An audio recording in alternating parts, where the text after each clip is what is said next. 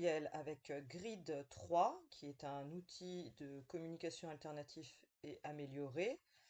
Ici, je l'utilise sur mon ordinateur, donc c'est Grid 3. Il existe aussi Grid pour iPad, bah, qui fonctionne sur iPad, mais qui ont un peu moins de fonctionnalités. Là, je vais vous montrer comment importer une page que j'ai créée dans un autre ensemble de pages.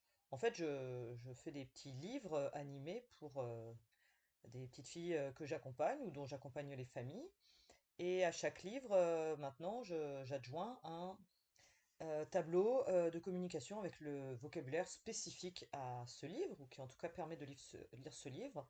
Et comme c'est un tableau de communication qui n'est donc pas complet, j'encourage vivement les familles à ajouter ce tableau nouvellement créé dans l'ensemble de pages usuelles de la personne. Voilà.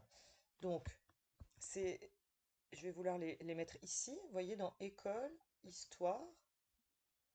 Voilà, donc là, on a notre vocabulaire de base avec du vocabulaire spécifique pour les histoires. Et si je fais ça ici, vous voyez que j'ai déjà ajouté des tableaux de communication au sujet de livres que j'ai euh, créés interactifs dans Grid 3, mais ils n'y sont pas tous. Donc là, par exemple, c'est le tableau de communication pour Bravo Petit Poisson. Bravo petit poisson. Donc, ça permet de créer des phrases de gauche à droite et j'ai gardé le vocabulaire systématiquement dans les deux dernières colonnes qui est ici à chaque fois qu'on va parler de lire une histoire. Voilà, donc ça c'est le vocabulaire qui est très utile pendant la lecture ou au sujet de la lecture, mais on peut ensuite avoir du vocabulaire spécifique pour raconter une Bravo histoire. petit poisson. Voilà, ce que j'essaye de faire aussi, c'est que chaque mot ajouté ici sur un tableau de communication spécifique soit aussi mis dans les bonnes catégories dans l'ensemble de pages, mais ça, c'est pas toujours. Ça prend un peu de temps. Voilà, tout prend du temps.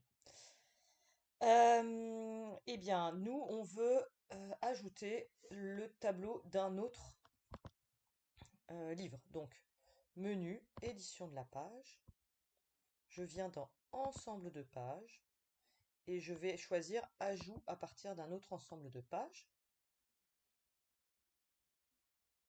Voilà, ici s'affichent tous les ensembles de pages de mon utilisateur.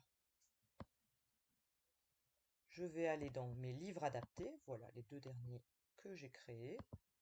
Suivant. Je voudrais le tableau de l'histoire de l'hiver de la famille Souris. Je constate qu'il y a des choses que je n'ai pas encore effacées dans cet ensemble de pages. Et je cherche le tableau qui est là. Voilà. Et maintenant, je l'ajoute. Des fois, Grid a un bug à ce moment-là et tout se ferme. Dans ces cas-là, il faut revenir. Je voudrais en... Voilà, vous voyez là, pour le moment, mon ordinateur rame. Voilà, ça a marché. On a vu un petit sursaut. Je vais en ajouter un deuxième. Suivant. Donc c'est dans mon ensemble de pages qui s'appelle La grenouille à grande bouche copiée. C'est pratique parce que comme il y a déjà une grille, voilà. Et je vais ajouter le tableau qui est là. Et je vais profiter pour regarder si je devais en ajouter encore un autre. Vous voyez, on peut... Hop, on peut regarder. J'ai l'impression que celui-là n'y était pas. Ah, mais il n'y a pas peut-être pas de tableau de communication. Alors celui-là, je suis sûre qu'il y en a un.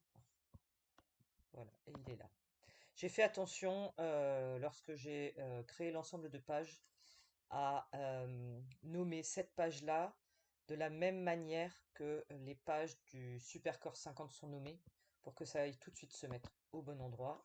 On va le voir ensemble. Donc c'est dans une sous-partie qui s'appelle Histoire, dans École. Vous voyez, elles sont là et elles s'appellent toutes pareilles en fait. Ça c'est ce qui avait été créé initialement dans le logiciel et dans l'ensemble de pages. Voilà. Je pense à sauvegarder mes changements. Voilà. Et là, bah, ça n'apparaît pas encore, hein, les liens. Donc ça, c'est le prochain tuto.